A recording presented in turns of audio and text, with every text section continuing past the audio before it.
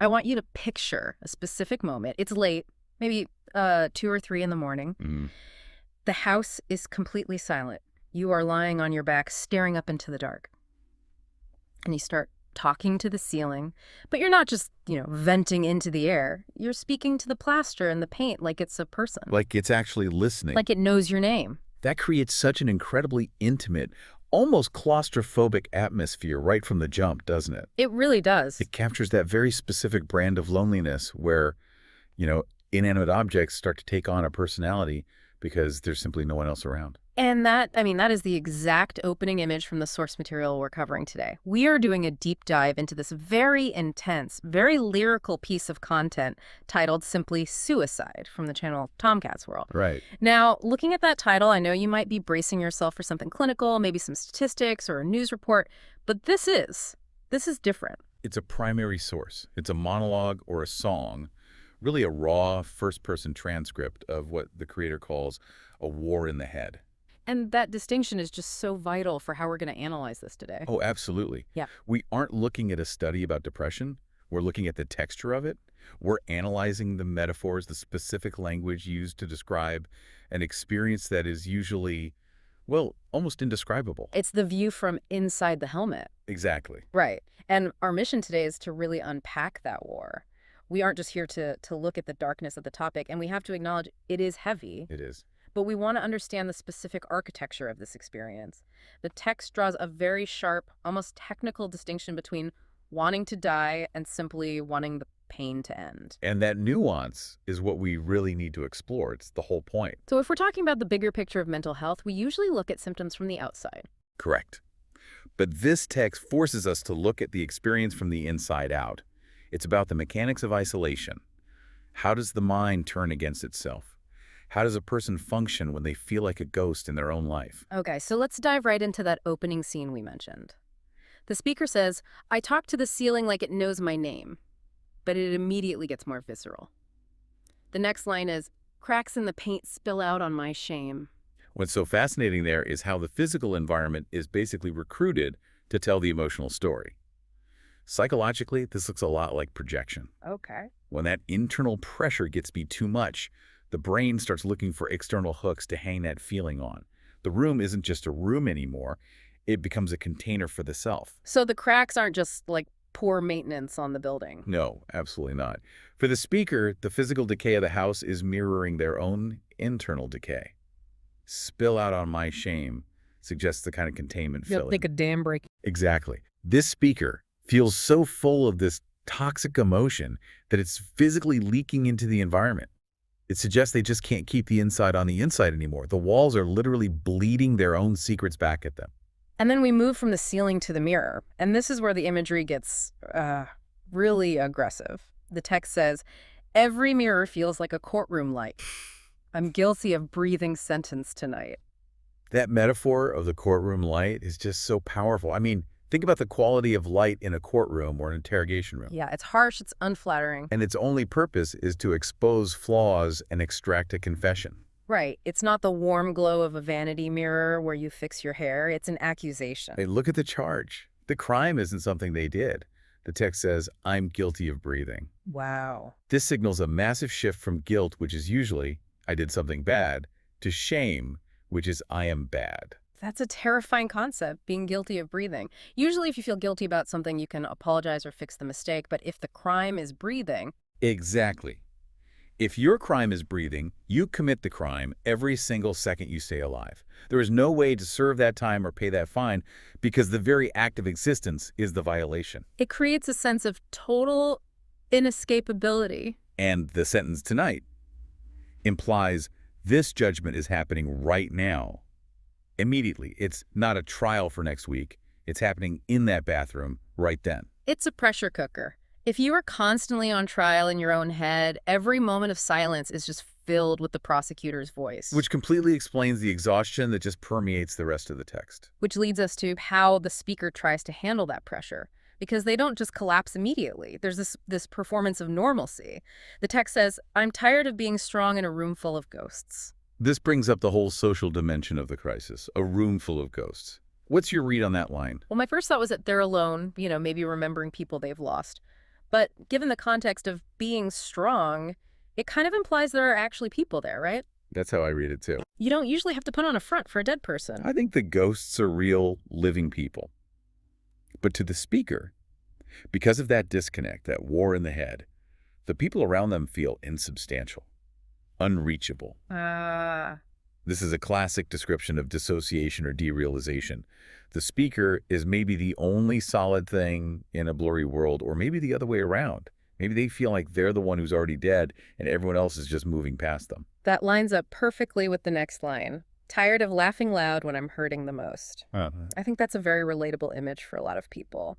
The mask of happiness. It is, but notice the word tired. Eh. It's not just that they're faking it. It's that the act of faking it is deeply exhausting.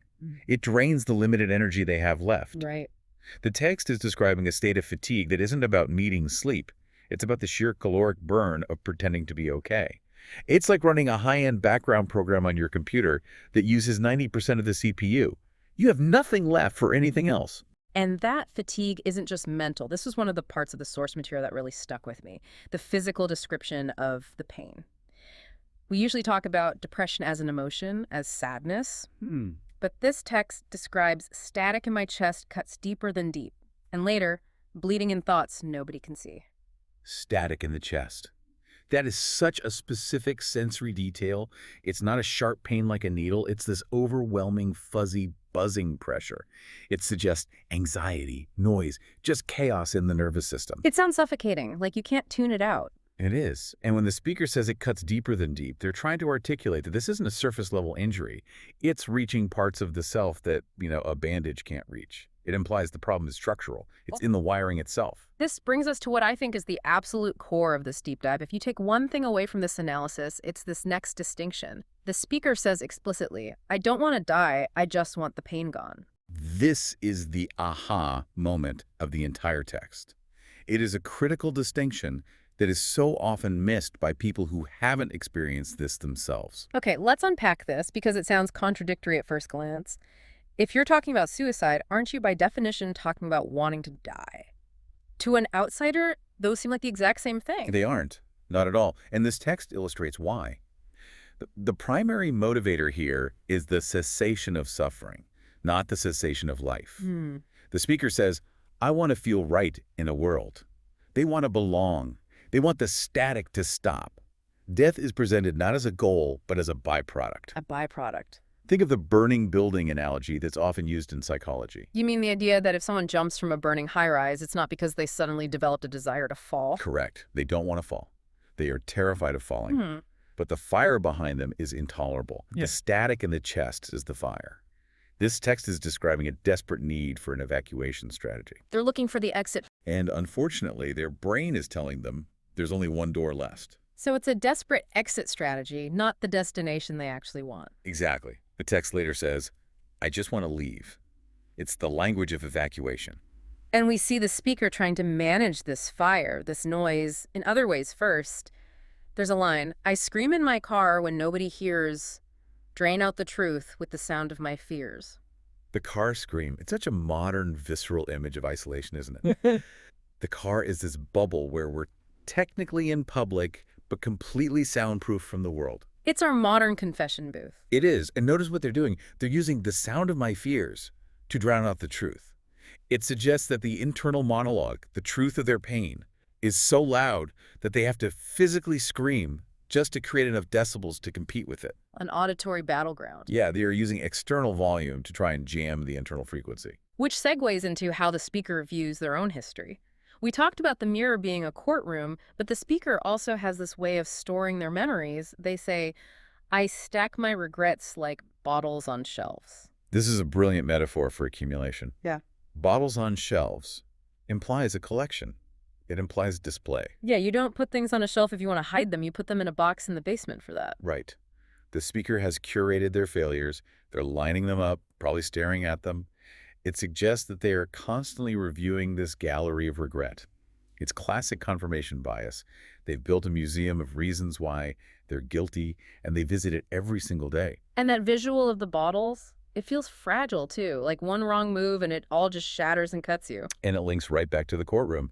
The evidence is all there, on the shelves, proving the case against them. Now, we do have to address the most direct parts of the source material. The text doesn't shy away from the actual attempts. It mentions, I've taken the rope, but it broke, taking a knife to end my life. And we have to handle this carefully, but it's crucial to the narrative the source is building. What strikes me here isn't just the graphic nature of it, but the speaker's reaction to these moments. Yeah, usually in stories or movies, an attempt is this huge, dramatic climax with orchestral music. But here, the reaction seems almost numb. The text says, there's no pain and nothing to gain. Precisely. It highlights the futility. Even in the extreme act of trying to end it, the release didn't come. The rope broke, a mechanical failure, a hassle. The knife brought no pain. It's as if that numbness we discussed, that static, is so thick that even physical trauma can't penetrate it.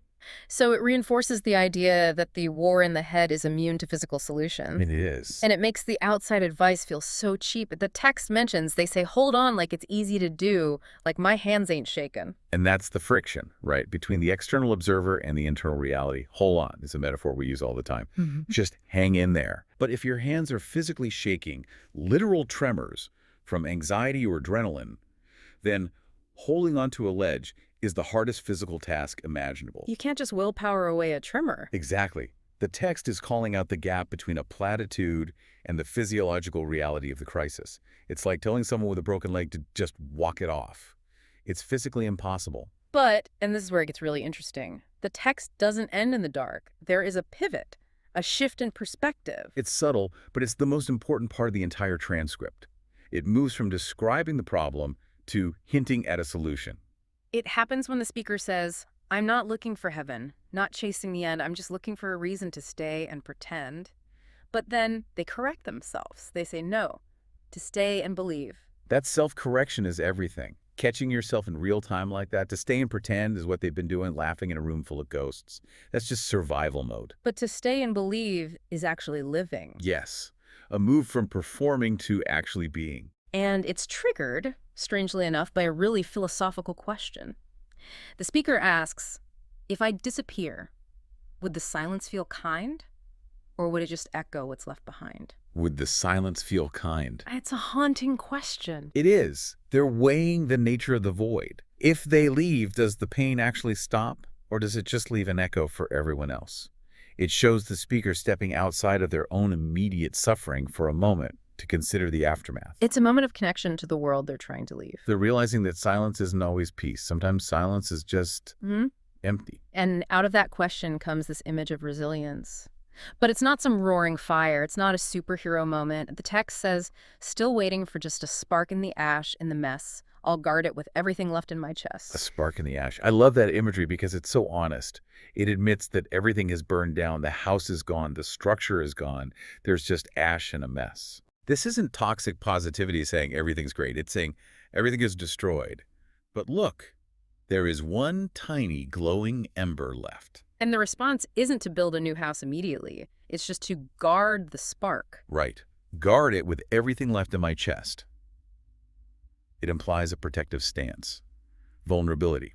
The realization that hope, in this context, isn't some grand revelation. It's something small and fragile and hot that you have to cup your hands around to keep the wind from blowing out. That feels so much more attainable than just be happy. So much more. You don't have to fix the whole mess. You just have to guard the spark. Exactly. It reduces the task from solving life to protecting this one reason to stay. It makes survival actionable. As we get toward the end of the source material, the speaker offers a survival strategy. And it's a phrase that I found really cryptic at first, but beautiful. They say, some of us survive just by holding the tone. Holding the tone. It's musical terminology, which is so fitting for such a lyrical piece. So what does that mean to you in this context? Well, if you think about a choir or a synthesizer, holding a tone means maintaining a frequency. You don't waver. You don't let the pitch drop. In the context of this mental war, holding the tone seems to imply maintaining a baseline of existence. It might be a flat note, it might not be a melody, it might just be a hum, but you keep the sound going. You don't let the silence take over. So it's about continuity. Just keep the signal broadcasting. Yes, it's a flat line that isn't a flat line, it's a lifeline. And the text pivots here to directly address you, the listener. We talked about the room full of ghosts earlier, that disconnection, but the text ends with an attempt to connect. If you hear this song, know you're not alone. You don't have to carry that alone, It breaks the fourth wall. The speaker is using their own isolation to build a bridge to someone else's isolation. which is the ultimate paradox of art about depression, isn't it? By articulating exactly how lonely they feel, they create a community of people who understand that loneliness. They prove the courtroom wrong. Because if someone else hears the song, The speaker isn't guilty, they are witnessed. They're seen. And being seen is the antidote to being a ghost. and that brings us to the end of this journey. We started with the ceiling and the cracks in the paint, moved through the courtroom of mirrors, the shelves of regret, the static in the chest. And we landed on the realization that the goal isn't to pretend to be strong, but to find a reason to believe, to find that one spark in the ash. It's a heavy journey, but a necessary one to understand that war in the head. The text makes it so clear. The desire is to leave the pain, not the world, but the challenge is finding the way to separate the two. And realizing that survival sometimes looks very, very small. It looks like guarding an ember. It looks like just holding a single note in the dark. So here's something I want you to think about as you walk away from this deep dive. The text asks if the silence would feel kind. And we often crave silence when life gets loud, right? We think peace is the absence of noise. But based on what we've just discussed, is true kindness really found in that silence? Or is it found in the grit it takes to make a sound, however small, when the whole world feels like a courtroom? That's the question. Whether to fade out or to hold the tone. And if you're listening to this, we hope you choose to hold it. Thank you for listening to this deep dive. Take care of yourselves.